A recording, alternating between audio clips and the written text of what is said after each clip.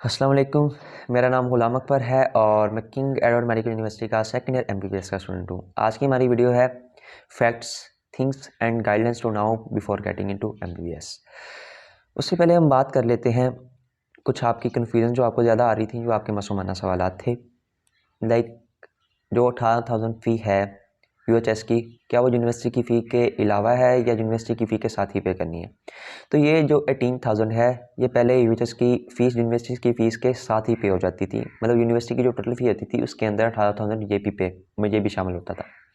लेकिन इस बार यूएचएस ने कहा कि वो अपना अलग से वाउचर देंगे, वो अपनी फ़ी अलग पे करवाएंगे, तो वो 18,000 अलग पे होगा और बाकी जो यूनिवर्सिटी की फ़ी है उसमें से 18,000 कम आपने पे करना होगा। वो आपको यूनिवर्सिटी वाउचर बना के दे देगी।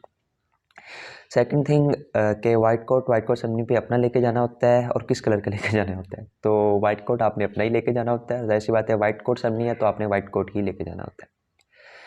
उसके अलावा अब हम बात कर लेते हैं अपने टॉपिक के, कौन सी चीज़ें हैं जो एफएससी और एमबीबीएस में डिफरेंट होती हैं और कौन से ऐसे फैक्ट्स हैं, कौन सी ऐसी डिफ़िकल्टीज़ हैं जो एमबीबीएस स्टूडेंट्स को फेस करनी पड़ रही होती हैं। सबसे पहली जो आपको डिफ़िकल्टी फेस करनी पड़ती है वो एक टोटली चेंज होता है एफएससी से एमबीबीएस के अंदर। एफएससी में आपके पास सिलेबस बहुत थोड़ा होता है, बहुत कम चीज़ें क्रैक करनी होती हैं, लेकिन एमबीबीएस में आके एक अप्रोच थोड़ी डिफरेंट हो जाती है। यहाँ पे आपका सिलेबस इतना ज़्यादा होता नहीं, लेकिन बहुत ज़्यादा स्कैटर्ड होता है, तो आप किसी भी चीज़ को टोटली क्रैम नहीं कर सकते। लेकिन हमारी अप्रोच स्टार्ट में क्या होती है कि हम लोगों ने एक लफ्ज़ को क्रैम करना होता है। एफएससी के अंदर रट्टे में हम लोग बड़े माहिर होते हैं, लेकिन यहाँ पे जब एमबीबीएस में आके थोड़ा सा कंसेप्चुअल काम हो जाता है तो हमें डिफ़िकल्टीज आ रही होती हैं। तो सबसे पहले जो आपने अपनी एक अप्रोच चेंज करनी है वो ये है कि आपने एक थोड़ा सा कंसेप्चुअल स्टडी की तरफ जाना है। कोई भी अगर कोई टॉपिक है ना, तो ज़रूरी नहीं कि आप उसकी एक एक लाइन याद करें। सिंपली आपने उस टॉपिक का कॉन्सेप्ट लेना होता है। तो हमें डिफ़िकल्टी क्या आ रही होती है, हम लोग स्टार्ट में ही एक एक लफ्ज़ पे हाइलाइटर लगा के हर चीज़ को इतना हाईलाइट करके रंग बिरंगा बना के याद कर रहे होते हैं, तो वो चीज़ें हम सिलेबस कवर नहीं कर पाते। फिर एंड में हम टेस्ट में फेल हो जाते हैं, सेंडर में मसला आ रहा होता है, प्रॉफ में मसला आ रहा होता है। तो ये चीज़ें आपने स्टार्ट से एक रखनी है कि एक अपनी अप्रोच चेंज करनी है, एक अपने आप को कॉन्सेप्चुअल स्टडी की तरफ लेके जाना है। सेकंड बात कर लेते हैं फेलियर्स की, जो आपको एमबीबीएस में फेल करनी पड़ती हैं।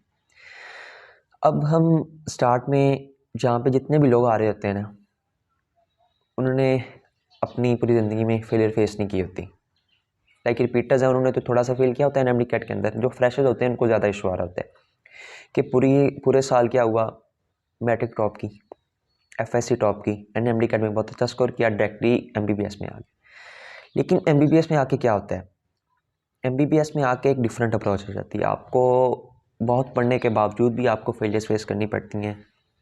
लाइक आप स्टार्ट में आए हो, आप एडजस्ट नहीं हो पाए, आपको समझ नहीं आपने पढ़ना क्या था, या इस तरीके की चीज़ों की वजह से आपकी जो फेलियर्स होती हैं ना, वो स्टार्ट में बढ़ जाती हैं। मुझे याद है कि जब हमारे पहले टेस्ट का रिज़ल्ट आया था तो उसमें हमारी आधी क्लास फेल थी। तो एक तो स्टार्ट में एक थोड़ा सा माइंड सेटअप कर लेना है कि अपने आप को ना फेलियर्स के लिए रेडी रखना है कि मुझे जितनी भी फेलियर्स एमबीबीएस के अंदर आने वाली है ना, मैं उसको आसानी से टैकल करूँगा और मैं उसका डिप्रेशन नहीं लूँगा। अब जब हमारे टेस्ट का पहला रिज़ल्ट आया तो इतनी वहाँ फेल होगी तो सब लोग, काफ़ी लोग ऐसे ना डिप्रेशन में चले गए कि यार अब क्या किया जाए, मैंने तो कभी फेल हुआ नहीं लाइफ में, ईटीसी फलां फलां। तो ये एक नेचुरल चीज़ होती है कि आपको एमबीबीएस में आके बहुत सी चीज़ों में आपको फेल होना पड़ता है। अगर आप एक अच्छा भी दे लें तो अच्छा एक हार्ड वर्क भी कर लें तो। सेकंड थिंग क्या होती है कि हमारी एक अप्रोच होती है स्टार्ट से टॉप करने की। जब हम स्टार्ट में आए, हमने स्टार्ट में सोचा कि यार टॉप करना है, ईटीसी करना है, डिस्टिंक्शन लेनी है, फर्स्ट ईयर में जी सबसे ज़्यादा मार्क्स लेने हैं और अपना नाम बनाना है। तो ये अप्रोच आपको थोड़ी सी अपनी चेंज करनी पड़ती है। एमबीबीएस में जितने भी लोग आए होते हैं वो किसी ना किसी स्टेप पे अपने प्रोविंस के टॉपर्स भी होते हैं, अपने लोग डिस्ट्रिक्ट के, अपने बोर्ड के, नहीं तो एटलीस्ट अपने कॉलेज के टॉपर्स जरूर होते हैं। तो स्टार्ट में आके एक अप्रोच होती है कि मैंने टॉप करना है। तो सबसे पहले तो आके अपनी ये अप्रोच चेंज करनी है कि जितना मैं पढ़ूंगा ज़रूरी नहीं कि मैं टॉप कर जाऊँ। अच्छा पढ़ें ज़रूर, अच्छे मार्क्स के लिए ज़रूर पढ़ें, लेकिन कभी भी इतनी एक्सपेक्टेशंस ना रखें कि मेरे बहुत अच्छे मार्क्स आएंगे या बहुत कुछ होगा। बाकी सब अल्लाह पे छोड़ दें, जितने मार्क्स आ जाते हैं वो अल्लाह की मेहरबानी है, नहीं भी आते तो उसका शुक्रिया अदा करें, डिप्रेशन में नहीं जाना। उसके अलावा एक इशू क्या आ रहा होता है, जब आप लोग घर में थे, आप पे थोड़ी सी रिस्ट्रिक्शंस थी, आपको वो इन्वायरमेंट मिल रहा था जो आपके पेरेंट्स चाहते थे, आपको थोड़ा सा उन्होंने एक हद में रखा हुआ था।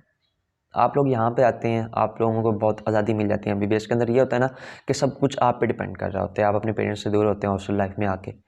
तो काफ़ी लोग ऐसे होते हैं जो बहुत सी उल्टी सीधी कंपनीज में पड़ जाते हैं। यकीन माने कि एक अच्छी कंपनी ही आपको अच्छा गाइड कर सकती है, या आपको पूरे साल में, या आपको थ्रू आउट द 5 ईयर्स आपको एक अच्छा लेके चलेगी। लोग क्या होते हैं, यहाँ पे आते हैं, ऐसी कंपनीज में पड़ जाते हैं जो उनके कुछ लोग नशा करते होते हैं, या किसी होते हैं काफ़ी लोग ऐसे। तो ऐसी कंपनी से आपने दूर रहना है, कोशिश करनी कि एक अच्छी कंपनी यूज़ करें, एक अच्छे लोगों के साथ रहें, ताकि आप लोगों का एक कैरेक्टर डेवलपमेंट हो, आपकी एक पर्सनैलिटी डेवलपमेंट हो। उसके अलावा क्या इशू आ रहा होता है कि वहाँ पे आपको हॉस्टल के अंदर एक अपनी एडजस्टमेंट करनी पड़ती है, क्योंकि हॉस्टल के अंदर आपके डिफरेंट लोग मिल रहे होते हैं। घर में आप थे, आपको एक फैमिली थी, आपको सब लोग समझने वाले थे। तो हॉस्टल में ये ज़रूरी नहीं होता कि आप लोग आए हैं तो आपको अच्छे रूममेट्स मिलेंगे, या आपको अच्छा समझाने वाले लोग मिलेंगे, या ऐसे लोग मिलेंगे जो आपकी साइकी के मुताबिक होंगे। तो जो मेन चीज़ आपको एमबीबीएस में आके करनी पड़ती है वो होती है आपकी एडजस्टमेंट। जैसे भी लोग आपको मिलते हैं, आपको उनके साथ एडजस्ट करना पड़ता है। कोशिश करें कि आप जब लोग स्टार्ट में आए हैं तो एक अच्छी कंपनी चूज़ करें, एक ऐसे लोगों को चूज़ करें एज अ रूममेट जो आपकी पर्सनैलिटी को मैच करते हो। उसके अलावा एक और इशू क्या आ रहा होता है कि जब फॉर एग्जांपल आप लोग हैं, आप लोगों ने सीनियर आगे जाके बनना है, तो हर बंदे की एक डिफरेंट साइकी होती है, हर बंदे का एक डिफरेंट स्टाइल होता है। कुछ ऐसे लोग होते हैं जिन्होंने ना पूरा साल पढ़ा होता है, बहुत अच्छा पढ़ा होता है। जब आप उनके पास गाइडलाइंस लेने जाएंगे तो वो आपको गाइड करेंगे बहुत अच्छा पूरा साल पढ़ने का। कुछ ऐसे लोग होंगे जब उन्होंने पूरा साल नहीं पढ़ा होता, एट द एंड आके वो एक मंथ में भी पढ़ के पास हो जाते हैं। अगर आप उनके पास जाएंगे तो आपको वो वैसी गाइडलाइंस देंगे। तो आपने स्टार्ट में आके ना अपने आप को एक कैरेक्टराइज करना होता है। हर बंदे की एबिलिटी सेम नहीं होती। कुछ लोग एमबीबीएस में ऐसे होते हैं, वो एक बार एक चीज़ को पढ़ते हैं, उनको क्रैक हो जाती है। कुछ लोग ऐसे होते हैं जिनको 6 बार पढ़ के वो चीज़ समझ नहीं आती। तो कभी भी किसी दूसरे को देख के अपनी तैयारी पे नहीं जाना होता। हमेशा अपनी तैयारी को एक अलग रखें। ये नहीं देखना कि जी उस बंदे ने इतना पढ़ लिया, उस बंदे ने 1 मिनट पढ़ा है, उसका टॉपिक क्लियर हो गया, मेरा क्यों नहीं हुआ, मैं भी चल 1 मिनट पढ़ के जा रहा हूँ। तो ये चीज़ों पे कभी भी नहीं जाना। हमेशा स्टार्ट में जाके ना पहले वीक के अंदर, पहले मंथ के अंदर अपने आप को असेस कर लेना है कि आपकी एबिलिटीज़ कैसी हैं, आपको कितना टाइम लगता है टॉपिक याद करने पे, और दूसरों पे आपका कितना डिफरेंस है। और कभी भी ऐसे बंदे से गाइडलाइंस नहीं लेनी जो आपको मैच ना करती हो। हमेशा ऐसे बंदे से गाइडलाइंस ले जो पढ़ने वाला भी हो, जिसने थोड़ा बहुत चिल भी किया हो, ठीक है, और पढ़ाई को एक सीरियस लेके चलना है स्टार्ट से ही। मैं नहीं कह रहा कि आप स्टार्ट में जाके बहुत ज़्यादा पढ़ना स्टार्ट कर दें, दिन रात एक कर दें, लेकिन एटलीस्ट लाइफ में इंजॉय भी करें वहाँ पे जाके, और अपने आप को स्टडी में थोड़ा बहुत फोकस करें। जैसे कि टेस्ट जब भी आए उससे 4 दिन पहले पढ़ना स्टार्ट किया, 5 दिन पहले पढ़ना स्टार्ट कर दिया, तो कभी भी कोशिश करनी है कि आपका एमबीबीएस में जाके जानबूझ के पढ़ाई को डिस नहीं करवाना। इंजॉयमेंट, स्टडी, स्पोर्ट्स, etc ये सब चीज़ें आपने साथ लेके चलनी होती है, और आप पे डिपेंड करता है कि आप किस तरीके से इन चीज़ों को टैकल करते हो और किस तरीके से इन चीज़ों को लेकर चलते हो। बाकी इंशाल्लाह आप लोग जाएंगे तो अच्छे सीनियर्स आपको गाइड करेंगे। अगर आप में से किसी का किंग मेडिकल यूनिवर्सिटी में इशू है, अगर उसको कोई भी इशू आता है अबाउट एडमिशन पॉलिसी, उसको एडमिशन में समझ नहीं आ रहा, हॉस्टल में कोई इशू आ रहा है, क्लास में कोई इशू आ रहा है, स्टडी में या किसी टाइप का भी कोई इशू, तो वो मुझसे कंसल्ट कर सकता है। डिस्क्रिप्शन में मैंने अपने इंस्टाग्राम और ट्विटर का लिंक दे दिया है। शुक्रिया। बाकी आपकी जो भी क्यूरीज हो आप पूछ सकते हैं कमेंट सेक्शन में। इंशाल्लाह मैं कोशिश करूँगा कि आपको उसके मुताबिक गाइड कर सकूँ। शुक्रिया।